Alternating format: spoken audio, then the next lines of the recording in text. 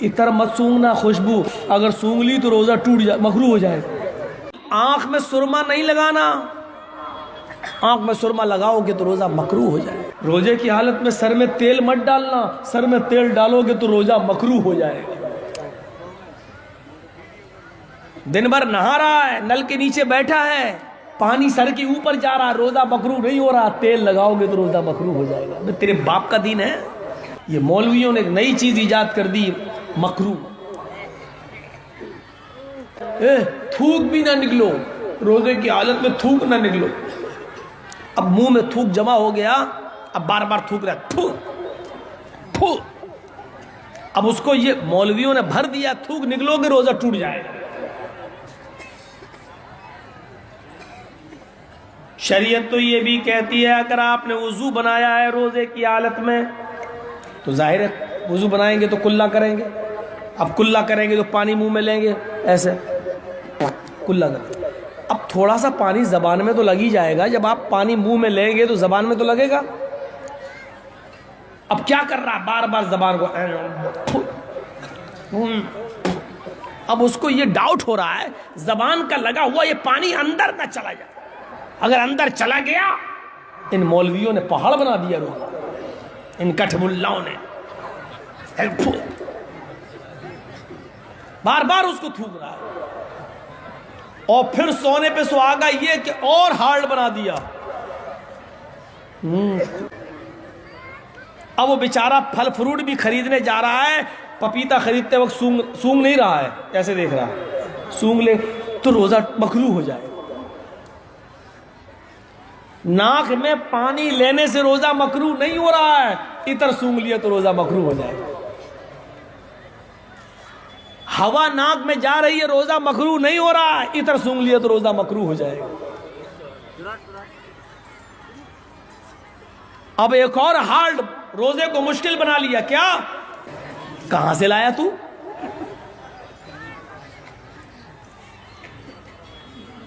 एक और मुश्किल, इतना हार्ड नहीं है। रोजे की हालत में आप टूथपेस्ट भी कर सकते हो, क्योंकि आज मिसवाक की जगह पेस्ट ने ले ली। अब नीम की मिसवाक आप कर रहे हैं, कड़वापन आ रहा है, आप कहीं रोजा मकरूह हो गया। मौलवी, जब नीम की मिसवाक से रोजा मकरूह नहीं होता है तो कॉलगेट करने से रोजा मकरूह कैसे हो जाएगा? कड़वापन आ रहा, आने दो। पेस्ट अलग अलग होते हैं, कोई मीठा होता है, कोई कड़वा। अब नीम का पेस्ट करोगे तो उसमें कड़वापन है, क्लोजअप वगैरह करोगे तो उसमें अच्छी सी महक भी आ रही है। मुझे बताना सिर्फ यह है कि आपके रोजे पर कोई फर्क नहीं पड़ेगा। इतना ही नहीं, रोजे की हालत में सिर्फ एक चीज का एहतियात रखिए, रोजे की हालत में आप नाक में दवा नहीं डाल सकते हो। बस आंख में दवा डाली जा सकती है और कान में भी दवा डाली जा सकती है। हालांकि आंख, नाक, कान तीनों का ताल्लुक एक है, लेकिन नाक में दवा डालने का ताल्लुक डायरेक्ट हलक से है। जैसी आप नाक में दवा डालेंगे उसका कड़वापन फौरन आपके हलक में महसूस होगा। जिसका डायरेक्ट ताल्लुक आपके हलक से है वहां रुकावट हो गई। आप सिर्फ नाक में दवा नहीं डाल सकते हो, लेकिन आंख में दवा डाली जा सकती है और कान में दवा डाली जा सकती है। रोजे की हालत में टूथपेस्ट किया जा सकता है, रोजे की हालत में सुरमा लगाया जा सकता है, रोजे की हालत में इतर लगाया जा सकता है, रोजे की हालत में खुशबू को सूंघा जा सकता है, रोजे की हालत में तेल भी सर में लगाया जा सकता है। आपके रोजे पर उसका कोई फर्क नहीं पड़ेगा। ग्लूकोज की बोतल आप नहीं चढ़ा सकते। जो बोतल आपको ताकत पहुंचा रही है, आपके जिस्म में तकवीयत दे रही है, वो आप नहीं चढ़वा सकते। अगर दर्द का इंजेक्शन है और आपके जिस्म में बहुत शदीद दर्द है, टेबलेट आप रोजे की हालत में खा नहीं सकते उस दर्द को रोकने के लिए, लेकिन अगर किसी इंजेक्शन से आपका दर्द बंद हो रहा है तो आप यकीनन दर्द को बंद करने के लिए इंजेक्शन भी लगवा सकते हो, बशर्ते ये कि वो इंजेक्शन ताकत का ना हो, मल्टीविटामिन मिनरल्स वगैरह का ना हो। हाँ, दर्द वगैरह का हो तो रोजे की हालत में इंजेक्शन भी लगवाया जा सकता है। आपने सुबह सहरी की है, सुबह साजद से पहले आपने सहरी की है, आपने रोजे की नियत कर ली है, रोजा रखे हुए है, दिन में आपको 10 बजे के करीब बुखार आ गया है, डॉक्टर ने चेकअप लिख दिया है कि ये बुखार मालूम करना है किस चीज का है, डेंगू तो नहीं है, मलेरिया तो नहीं है।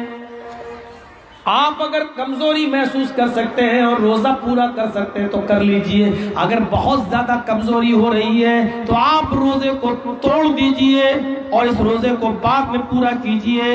लेकिन आपके अंदर रोजे की ताकत है, हम रख लेंगे, कोई हमें परेशानी नहीं है, थोड़ी बहुत कमजोरी हम बर्दाश्त कर लेंगे तो बेहतर है कि उसको पूरा कर लिया जाए। लेकिन अब डॉक्टर्स ने चेकअप लिख दिए, आपको ब्लड चेक कराना होगा, डेंगू मालूम करना है, मलेरिया मालूम करना है, तो बिला शक व शुबा आप रोजे की हालत में अपने बॉडी से, अपने जिस्म से 2 ml 3 ml ब्लड भी निकलवा सकते हो, आपके रोजे पर कोई फर्क नहीं पड़ेगा। इतना हार्ड नहीं है जितना इन कठमुल्लाओं ने बना दिया है। उधर तो केला खाने की इजाजत है, सेब खाने की इजाजत है, तुम पपीता तक सूंघने की इजाजत नहीं दे रहे हो। अरे मौलवियों, कहां ले जा रहे हो इस दीन को?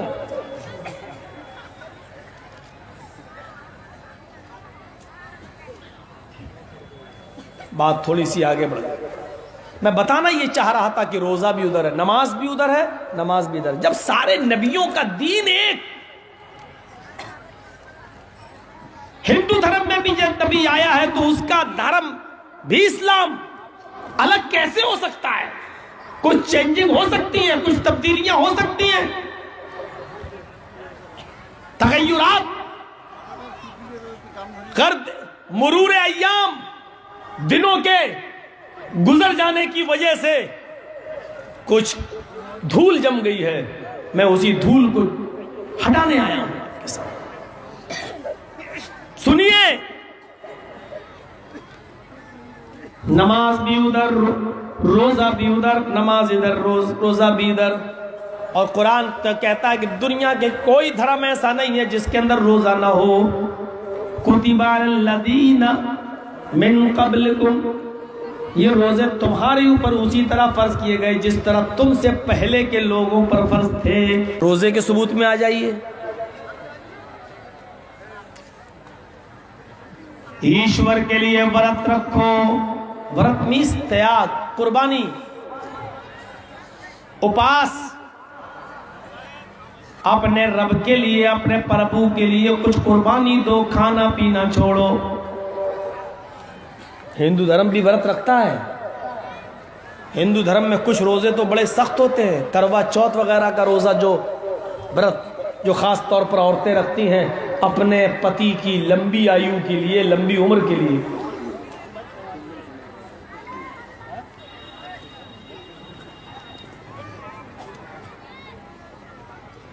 रोजा उधर भी है,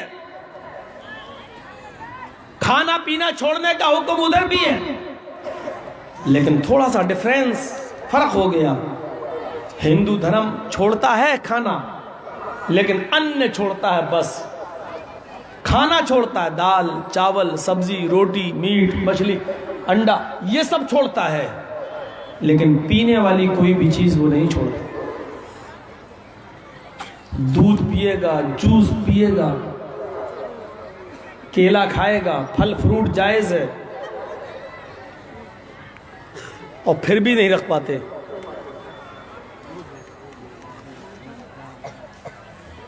हमारे यहां भी रोजे का सबूत है। तयाम्ममू कमा कुतिबा अलल्लज़ीना मिन क़ब्लिकुम लअल्लकुम तत्तक़ून। आई ईमानो वालो, तुम्हारे ऊपर रमजान के रोजे उसी तरीके से फर्ज कर दिए गए जिस तरह तुमसे पहले के लोगों पर फर्ज किए गए थे, ताकि तुम्हारे अंदर तकवा पैदा हो जाए, ताकि तुम्हारे अंदर अल्लाह का डर पैदा हो जाए। हमारे इधर भी रोज़ा है, लेकिन हमारे यहाँ रोज़े में थोड़ी सख्ती है। सख्ती ये है कि सुबह सादिक से पहले आप कुछ खा लीजिए, सहरी वगैरह कर लीजिए, फिर आप सुबह सूरज डूबने तक फिर आप कुछ नहीं खा सकते, कुछ नहीं पी सकते।